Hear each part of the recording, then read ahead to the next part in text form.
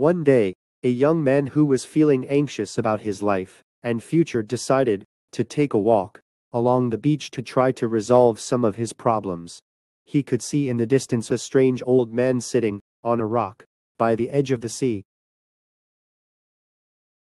He noticed that the old man was very slowly and meticulously picking up stones and pebbles from the shore. The old man raised his head to look at him and said, "Why are you so troubled?" He replied, almost without thinking, "I can't seem to work out what's most important in my life.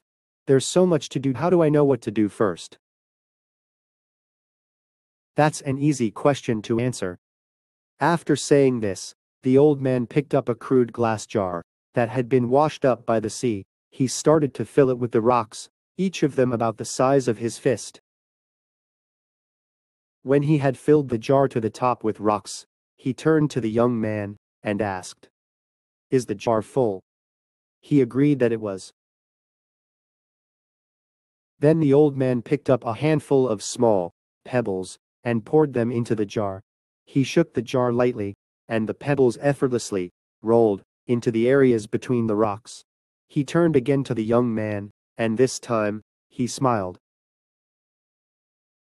"Now is the jar full?" He agreed once more that it was. Again the old man reached down and picking up a handful of fine sand, poured it into the jar. The sand trickled through all the nooks and crevices left by the pebbles and the rocks. This time there were no spaces left, and the jar was completely full. Said the old man, "Now, this is the answer to your question. The rocks represent the most important things in a person's life, whether that be family, partner or children, health, spirituality, or wisdom. So that, if you lost everything else and only these were left, your life would still feel full. The pebbles represent the other things that matter to you, maybe material things like money, house, clothing, or job. The sand is everything else. The small stuff, the stuff that doesn't really matter.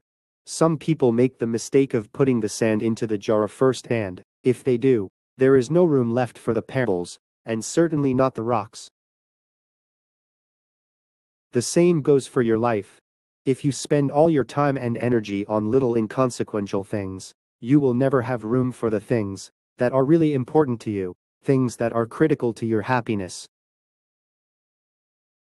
What constitutes the rocks, the pebbles and the sand in your life?